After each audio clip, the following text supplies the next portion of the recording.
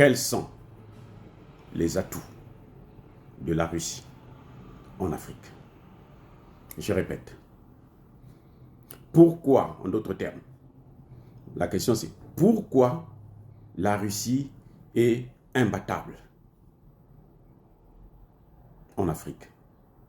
Pourquoi les Occidentaux sont contraints de céder la place, leur place en Afrique? Comment expliquer que la Russie puisse menacer la présence militaire, bientôt économique d'ailleurs? Pour l'instant, c'est la Chine qui est en train de battre le pavé, mais la Russie est en train de venir aussi en force, même dans le domaine économique. En tout cas, sur le plan militaire, la Russie a fait ses preuves. Sur le plan, que ce soit dans le Sahel surtout, au Centrafrique, un peu partout, on est en train de demander sa présence en RDC. Et le peu qu'elle a, les rapports qu'elle a avec la RDC font un peu la différence aujourd'hui. Mais pourquoi la Russie inquiète tant l'Occident? C'est d'ailleurs l'une des raisons du maintien, de l'intensification, du soutien de l'OTAN à l'Ukraine, c'est juste pour affaiblir la Russie en Afrique. Voilà le vrai problème. Alors, la Russie a deux atouts, a deux avantages, je voulais dire, deux grands avantages. Et c'est ça que à mon avis, c'est ça qui fait le succès de la Russie en Afrique. Un, lorsqu'il y a eu la conférence de Berlin, de 1884 à 1885, la plus longue conférence qui a existé dans le monde, où pendant 4 mois, les pays occidentaux se sont partagés le continent africain. Lorsqu'il y a eu cette conférence-là, vous savez que la Russie était là? Le Tsar de Russie était là. Il était présent. La Russie a participé à cette conférence. Elle a, non pas participé, mais assisté à cette conférence. Mais elle n'a pas participé au partage du gâteau. C'est-à-dire que quand ils se partageaient l'Afrique, chacun prenait sa partie, la Russie a refusé de se mêler dans ça. La Russie les observait. La Russie a regardé. La Russie n'était pas d'accord, mais elle ne pouvait pas faire la guerre à notre place et surtout, elle n'avait pas les moyens de faire la guerre contre tout ce monde-là. Voilà l'un des premiers éléments qui fait la force de la Russie. Le deuxième élément, qui n'est pas le moindre, c'est que la Russie est un pays qui a beaucoup milité pour la décolonisation. Le semblant, le peu de décolonisation que nous avons obtenu, parce qu'il y a eu une résolution aux Nations Unies, au Conseil de sécurité de l'ONU, qui demandait à ce que, qui mettait fin à la tutelle. Après la Seconde Guerre mondiale, les pays comme la France ont décidé de nous mettre sous tutelle. Dans les années 60, avec l'aide justement de la Russie, on est passé à ce qu'on appelle indépendance, qui n'est en fait pas de vraies indépendances. C'est maintenant qu'on est en train d'aller vers la vraie indépendance. C'est pour ça que nous ne devons pas stopper les pays africains qui sont en train de se battre, notamment dans le Sahel, pour leur souveraineté. Donc, la Russie a deux atouts fondamentaux. D'abord parce qu'ils n'ont pas participé à la balkanisation, le partage de l'Afrique, mais aussi parce que ce sont eux qui ont milité pour la décolonisation. Il y a des gens qui vont vous dire, vous allez entendre que mais les États-Unis aussi ont milité. Oui, les États-Unis aussi ont milité pour la décolonisation. Les États-Unis étaient en faveur de la décolonisation.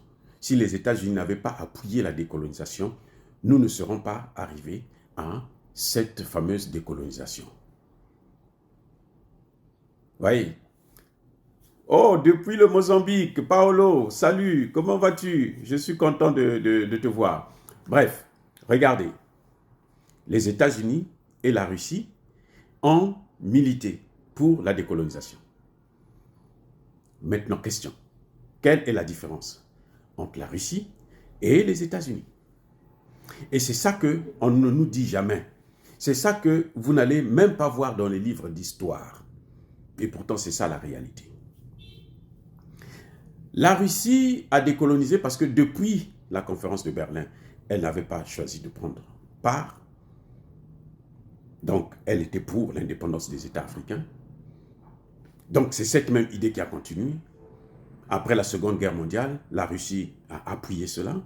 Et on a vu que toutes les batailles de l'indépendance qui ont été menées, la Russie a été toujours du côté de ceux qui voulaient leur indépendance. Le cas, par exemple, il n'est pas le seul, celui de l'Angola. La Russie a beaucoup œuvré pour que l'Angola puisse obtenir son indépendance. Le cas de l'Afrique du Sud, pour ne citer que cela, la Russie était là. Elle a appuyé le processus d'indépendance, de souveraineté. Tout comme elle est en train d'appuyer la souveraineté au Mali, au Burkina, au Niger, alors que les États-Unis, ils sont contre justement cette souveraineté. Et déjà, en 1960, lorsque nous en prenions nos indépendances, les États-Unis avaient un intérêt particulier. Et c'est ça que je voudrais que vous puissiez comprendre. C'est ça que je voudrais vous donner, vous montrer exactement pourquoi les États-Unis étaient pour l'indépendance des pays africains. Pour une seule raison. Pour un seul pays. La RDC. Voilà pourquoi les États-Unis ont milité pour l'indépendance des États africains. La RDC, vous savez que depuis la conférence de Berlin, était la propriété privée, personnelle. Comme vous avez dans votre parcelle, vous avez un petit jardin et tout, c'est pour vous. Le jardin, là, personne ne peut rentrer. Quelqu'un qui vient de l'extérieur, il ne veut pas venir dans votre jardin pour venir prendre vos affaires.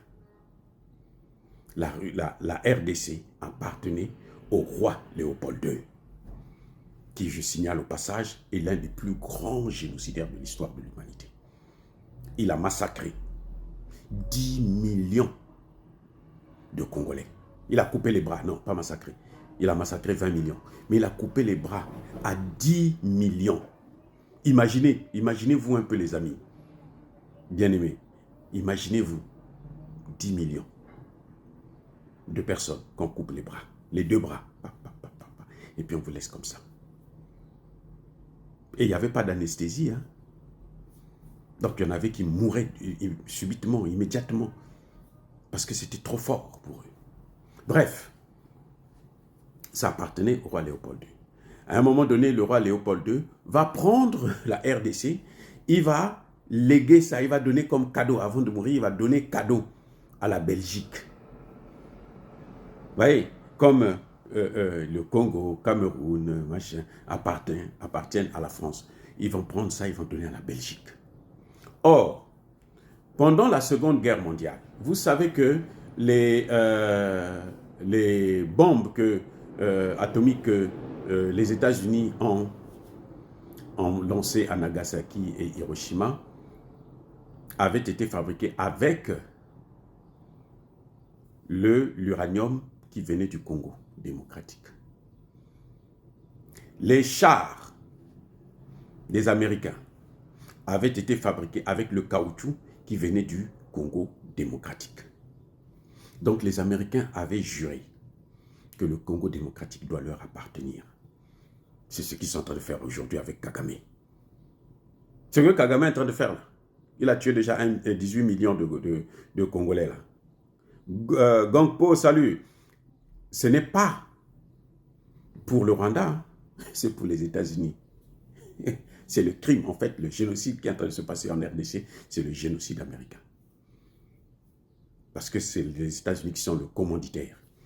Maintenant, ils sont appuyés par les pays de l'Union européenne. Bref, donc les États-Unis, depuis là, s'étaient dit, nous devrons occuper ça.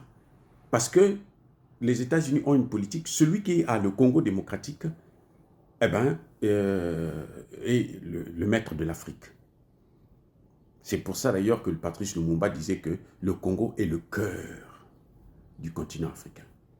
Donc, tant que le Congo va être ce qu'il est là, l'Afrique ne pourra pas décoller. On le voit en Afrique centrale. Si le Congo se libère avec cette histoire de Kagame, vous allez voir l'Afrique centrale va décoller. Et le continent africain ira très loin. Bref. Alors, les Américains, eux, ils ont opté pour les indépendances afin de libérer, de dégager la Belgique. Vous voyez la stratégie? Les Américains n'ont pas soutenu les indépendances pour le bien des Africains, mais pour leur propre bien à eux-mêmes, parce qu'ils voulaient s'accaparer du Congo. C'est pour ça que tout président congolais est soumis à l'Afrique. Vous voyez que Tshisekedi a peur d'aller en Russie. Il était là en Russie récemment, d'après nos informations, mais il est allé en cachette. Il a menti qu'il partait aux Bahamas en vacances. Vous croyez qu'un président qui est dans un pays en guerre, il va aller en vacances? Vous croyez à ça? Mais il n'est pas fou. Il y en a qui l'ont vu au Rwanda. Non, il n'était pas du tout au Rwanda. Donc, en fait, le problème, c'est ça. Les Américains, la différence entre les Américains et les Russes, c'est que les Américains, eux, ils ont opté pour l'indépendance parce qu'ils voulaient s'accaparer du Congo. C'est tout. C'était seulement le Congo là qui les intéressait. Et pour prendre le Congo, il fallait libérer le Congo, l'enlever des mains de la Belgique. Et depuis les indépendances, la Belgique n'a plus de pouvoir sur le Congo. Ce sont les Américains qui gouvernent. Et ils ont atteint leur objectif.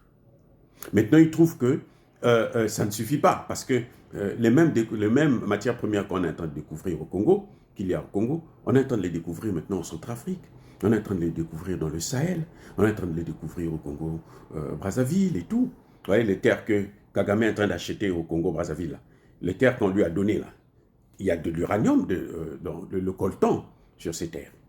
C'est la même terre qui quitte le Congo. C'est le prolongement. Vous savez que le Congo, avec K, c'était le Congo-Brazzaville, le Congo-Kinshasa et l'Angola. Donc, c'est pour ça que les Américains maintenant veulent occuper tout le continent. Ils sont tellement audacieux, tellement gonflés. Salut Alain Roger, salut Merkel. Oui, c'est pour ça que les Américains veulent maintenant occuper tout le continent. Ce n'est pas pour notre bien. Et vous voyez très bien qu'ils n'envoient pas des diplomates, ils envoient des militaires. Depuis quand on fait la diplomatie à la baïonnette? Depuis quand? Les hommes en uniforme viennent faire la diplomatie. Eux, ils sont faits pour la guerre, ils ne sont pas faits pour la diplomatie. Donc ça, c'est pour venir influencer, c'est pour venir déstabiliser. Ce sont les experts en déstabilisation. Donc c'est ça qui fait la différence. C'est pour ça que le seul allié fiable en Afrique pour notre souveraineté, ce ne sont pas les États-Unis, ce n'est pas la France, ce n'est pas l'Angleterre, l'Allemagne, qui que ce soit, c'est seulement la Russie. Moi, je suis souvent surpris quand je vois des panafricanistes dire, avertir la Russie, toi tu fais ceci, nous on va te... Ils ne peuvent rien faire. Parce que la Russie, déjà, ce n'est pas dans ça, c'est pas dans son éthique. Oui, c'est pas... La Russie est un pays conservateur. Ce n'est pas dans son éthique de coloniser les pays africains. Non. En tout cas, elle peut avoir des colonies ailleurs. Mais en Afrique, la Russie n'a jamais colonisé. Et c'est ça qui fait sa force en ce net moment. C'est ce que Emmanuel Macron ne comprend pas et c'est ce que vous devrez apprendre à Emmanuel Macron. Parce qu'il est tellement nul que je demande à ce que vous puissiez lui montrer exactement ce qu'il faut faire. C'est de changer radicalement la politique française en Afrique. C'est ça qui entraînera la paix entre les pays africains et la France, les États-Unis et les autres. Mais tant qu'ils vont faire ça, vous verrez que de plus en plus les pays africains vont se rapprocher de la Russie. Parce que quand il y en a un qui vous tabasse, vous allez vers quelqu'un d'autre qui peut vous aider, qui a la même force que lui.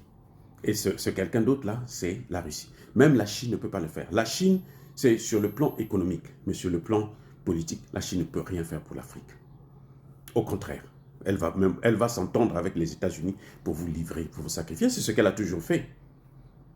Il y a beaucoup de marchés actuellement qui sont obtenus par la France et la Chine. Ah oui, la Russie n'a jamais, vous savez, Lavrov l'a dit, Macron a convoqué son ambassadeur pour lui demander, parle à ton chef là-bas, pour lui dire que non, il faut qu'on travaille ensemble pour coloniser l'Afrique. Et la Russie a dit non. C'est ça la force de la Russie, en Afrique en tout cas. Sa force, elle vient de là. Parce qu'elle n'est pas là en train de nous coloniser, de tirer profit. Non, la Russie a autant de matières premières que nous. La Russie est un très vaste territoire, 150, plutôt 17 millions de kilomètres carrés, 150 millions d'habitants. Donc elle a de l'espace. L'Afrique, 30 millions de kilomètres carrés, alors que la France compte à peine 600 000 kilomètres carrés. Donc, vous voyez, nous sommes, on voit très bien la différence entre ces puissances-là et le pays que nous souhaitons qu'il doit travailler avec nous. On n'a même pas besoin de dire à la Russie que non, écoute, ne viens pas pour nous coloniser, non. Parce qu'elle sait que ce n'est pas normal, ce n'est pas bon.